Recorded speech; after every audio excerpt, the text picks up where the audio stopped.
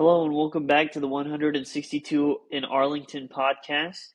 We will be discussing the Rangers taking 2 out of 3 from the Pirates in this series. A great series win, the first series win the Rangers have had since the Mariners sweep, right? Which has been 2 weeks now. So nice to see a series win after some uh, just below average play for the Rangers in the previous series. So nice to see the Rangers pick up a series win. Um, I think the 2 games they won, they played all around really good baseball, and then the game they lost is a game they definitely could have won. I think that's probably what you take away from this. But honestly, I guess let's start with Rocker. Rocker first game, um, he that was the best we've seen from him. He was like locating his pitches very well, mixing his pitching is the two things you like, mixing his pitches well and throwing strikes. Those are the two things you want to see from Rocker consistently, and that's what he did in the first game. He was getting so many ground balls, and maybe that's the type of pitcher he needs to be. Is a guy that relies on ground balls. Is like the strike throwing guy that relies on a lot of ground balls and getting people off balance because that's what he was doing in that first game. And he was able to go 6 innings. His pitch count was in a very great spot. And that was the best start of Rocker's career from what I saw. And it's very encouraging to see that after his last outing and there being some doubts about him. Yeah, it was good to see. Yeah, I mean, when we got four guys who their whole thing is striking out people and fly ball pitchers, having an efficient ground ball pitcher can be really helpful and effective. I mean, it's his sinker. His sinker. Everyone's talking about the changeup. It's really his sinker. His sinker is moving way more than it was last year, and it's really getting guys off balance. Yeah, it was. Yeah, he was really great. And then the Rangers put together the first and third games. You can lump them together. We'll just talk about the first game specifically. But you were able to get Mlodzinski, who is the Pirates' first game one starter. You were able to get him out by the fifth inning, and this is the type of thing you want to see from this Rangers offense: is put together competitive at bats, grind at bats out, and get pitchers out by the fifth inning. And like that should be the aim is to get pitchers out by the fifth inning. And they were putting together really good at bats against Mlodzinski, who is a nasty pitcher. Like he's got really really nasty stuff. And they got to him in the second. Some really good at bats from Peterson, Young, Carter, Smith, and they were able to get 2 runs there. So that was great. Um, and then in the fifth inning, they were able to cluster 3 runs together because um, because Lujinski got tired because he works so much. So those are the two advantages with working pitchers counts. Is that you'll get them tired in the fourth or fifth inning, and then also that you get to the Pirates pen early. So that was great to see. In the fifth inning, Duran with the double, Seager with the single, just really great at bats, and it was a great win. And the pen was also really good. So the game one was a really great win. If you get anything else on it. No, just it was solid all around. They just played good baseball, and yeah, I mean, you can kind of blend this. I think we should talk about the third game now because both these games kind of just blend together. They're kind of the same thing. Yeah, for I think that's probably a good idea. Third game, DeGrom shoved. I mean, fine 2/3, 10 Ks. He was just dominating on the corners. He was executing his pitches perfectly, other than the one he left to O'Neal Cruz. But I think he was just trying to throw strikes Yeah, there. but that makes sense. Yeah, he was really Yeah. nasty, um, and was able to get through fine 2/3 with 10 Ks. I mean, he was just nails, and like what what it was there. Like the Rangers needed this kind of performance from him to win this game, and he did that. So that was great to see. Collier comes on and is just very wild, and is lucky. And Josh Young bails him out with that play in the sixth. So that was the Rangers caught a break there. Collier definitely caught a break. He needs to be able to find the zone. But the pitching handled it the rest of the way. And then with the offense, they did the same thing they did in game one. They grinded out at bats in the earlier innings until Bubba Chandler got tired, and then that's when they started to hit him. And again, if they can do this more consistently, they're going to be able to win a lot more series, and that's what the Rangers need to be focused on: winning series, winning series. And this was just a great series win. Um, Nimmo with the great day. Um, I think I think I want to talk about Alejandro Zuna, who, but I think we'll talk about that when Langford comes up. But this was a great win. Again, the lineup was grinding out at bats. We got the Evan Carter inside the park homer. That guy can fly. Dude, Evan that Carter guy, can freaking fly. 15 seconds around the bases, and he wasn't even like fully going. Yeah, he stopped going to third, and he wasn't going hard into first base. So like that was awesome. The Seager homer was awesome. Seager's been just a tick off this whole year, and it was nice to see him get that homer. Peterson with a really good at bat in that fourth inning Double steal. for the RBI. Yeah, the double steal was great. We'll talk about Ozuna in a second. Um, but yeah, it was a great win. DeGrom was great if you got anything on him. Yeah, no, DeGrom was nasty. I think something I've noticed this year, he's using his curveball a lot more. I don't know if that's because, like, part of what I said is DeGrom has become kind of predictable because it's like, yeah, he's going fastball up or slider down, and that's kind of single those two out. So maybe he's trying to mix his pitches more. I don't know. But then, yeah, I mean, this is kind of poor bullpen management, which has kind of been the thing this whole series we'll talk about later. But I don't know why he went to some of his high leverage guys in this game. You were up by five. There was really no reason to. I don't know. I He mean, went it to was just Junis. It was Junis. just I Junis, but don't like I that's don't the know why guy. Junis was in this game. Yeah, but like that's the guy you want to He's your save. closer. Yeah, that's the guy you want to Yeah, save. yeah. I don't know what was up there. I do not know why Junis was in this game. But hey, we'll see what happens. Um, yeah, Collier could have come back to bite them there. That really could have come back to bite them, but Great they pick caught a by break Berger. there. They're not going to talk about that, but that was a Yeah, it was a great great pick pick. by Berger. Nice play by Young. Um, Again, we'll talk about Ozuna and Langford in a little bit. I think let's talk about this game two. The Rangers end up losing game two, 8-4. And my thoughts on it were the okay, so this Braxton Ashcraft guy was nasty, right? And all three of these pitchers were nasty. Mlodzinski, Ashcraft, and Bubba Chandler. They all had nasty stuff. But the difference between the first and third starters and this Ashcraft guy is the Rangers, after the second inning, their at bats were horrible. Like, I mean, from the third inning to the seventh inning, their at bats were horrible. They had a chance with Higashioka there. Um, when Higashioka got a leadoff double to score him, they had a chance when Evan Carter could have walked, but he didn't tap his helmet right. So they had a couple chances, but they really didn't put great at bats against Ashcraft. And obviously, credit to Ashcraft because he has nasty stuff. But all you have to do is take the approach you had in the first and third game, and you probably win this game. So that's frustrating. You love the fight at the end. They put together great at bats against Gregory Soto. Jake Burgers was that he put together a great at bat to get the RBI singles. But you're looking at the offense; they should have scored. And then when you look at the pitching, I thought Jack Leiter was good. I think people are giving him a little bit hard on him for this outing. I thought he really pitched good. I even given up the run in the first inning. He's still attacking the zone. That's been one of the things he struggled with in the first inning has been attacking the zone. He was attacking the zone brilliantly in the first inning.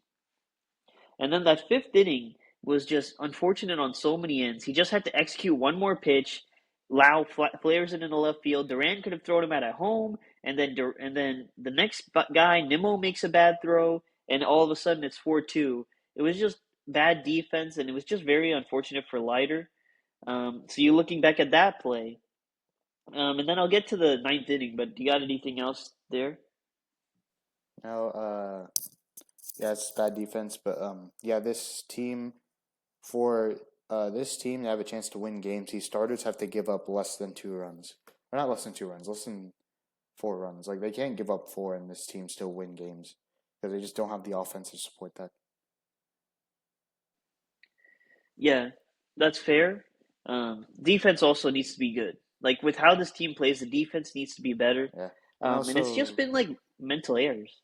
yeah, it's mental errors, and then also like this lineup. Are we? Should I talk about the offense, or should I wait till later? Talk. Yeah, Sorry. they it's like this lineup kind of, especially with Berger. It's like he's such a four-hole hitter. It's strikeout or homer and or fly out, and it's just like that's not the approach you can take at Globe Life Field. And what they did in the first and third game, they played Globe Life Field. Like you have to playing at Globe Life Field is a different game than playing in any other ballpark. This ball just does not carry at all. I mean, in this game today, someone hit a I forgot who it was 105 to center field, and it literally didn't even get to the warning track. Like it's nuts here. So like you have to change your approach for Globe Life Field for base hits because you gotta try to split the gap, find the holes because you cannot hit homers here except to right field. But so Berger's approach, I don't know how long. I don't know if that approach is going to work at Globe Life Field because he hit a ball that I think would have got out of other ballparks that just didn't get out at Globe Life. So Hmm. That's fair. Um, yeah, the approach definitely needs to change. And when he's had the simple approach, he's come through like he did in this second game. Um, Yeah, I agree with everything you said. And then to the ninth inning, Cole Winn ends up giving up the lead. I disagree with going to Cole Winn in that scenario. I think Schumacher made a bad decision to go to Cole Winn.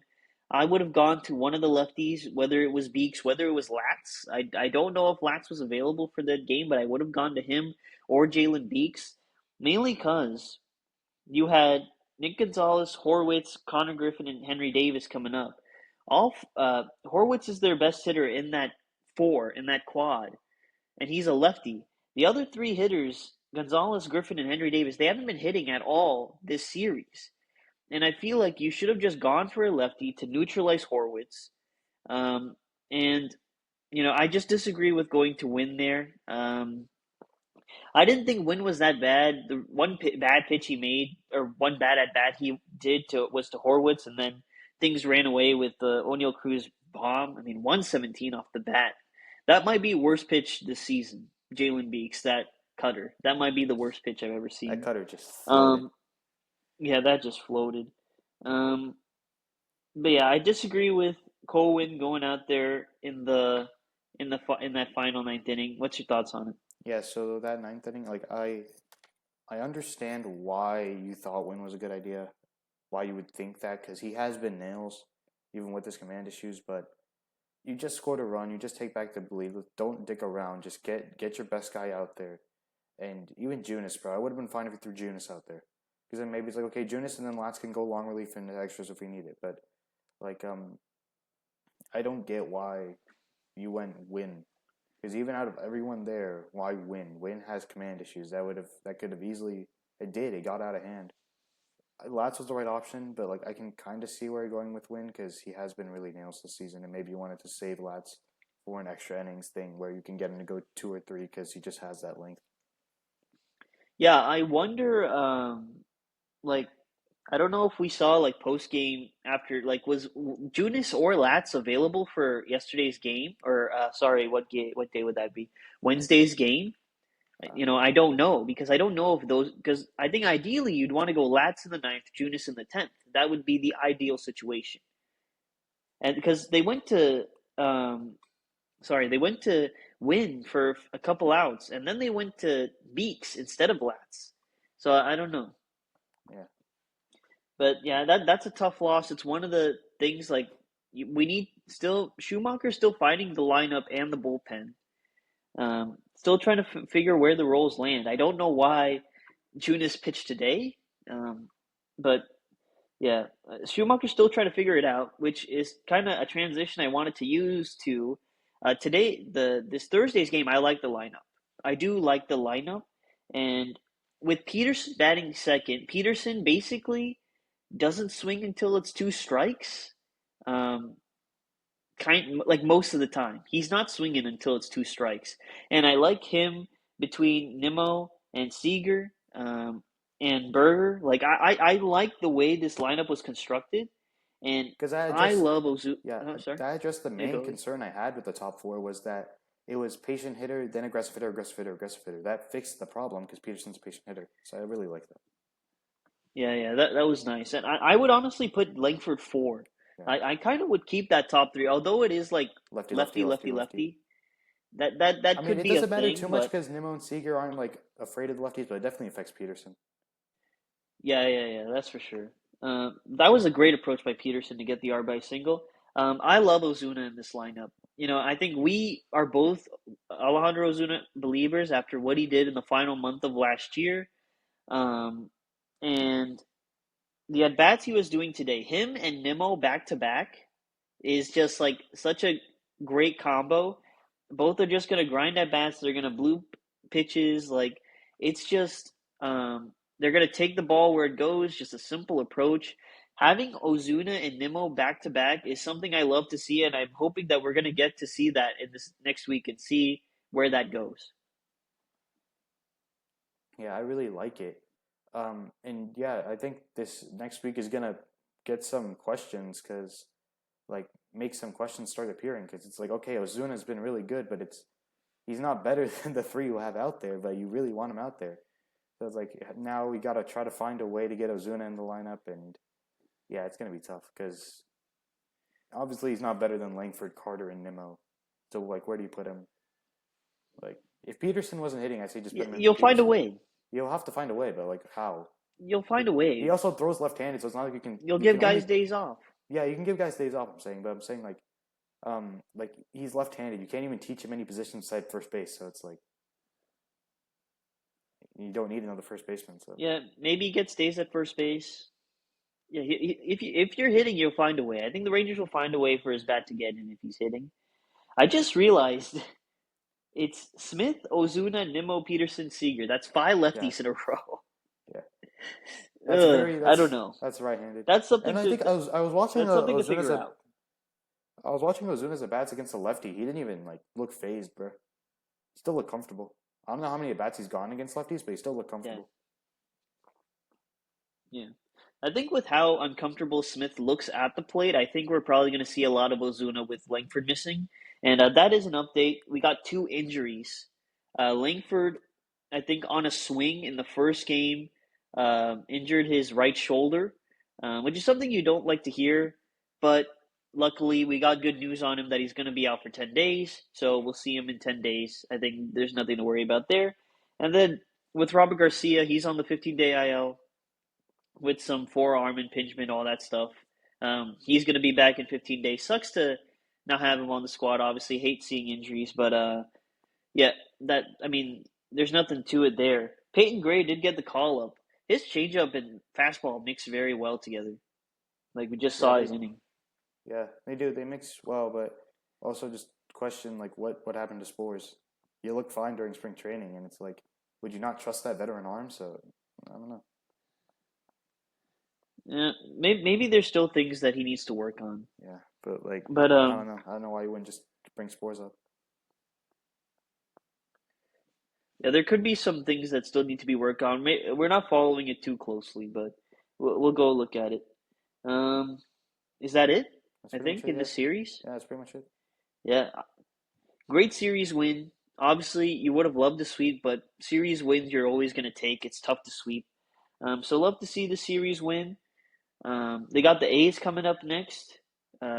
Just split the series with them in last week. So you're hoping for a good result in these three games. Um, Both have the same record at 13 and 12, so should be a good matchup. Hopefully the Rangers can keep on winning. I am live streaming these games, so I'm going to be live streaming Friday and Saturday's games. So if you want to check it out, you can. It's greatly appreciated. Greatly appreciated all the support. And yeah, we'll see you tomorrow.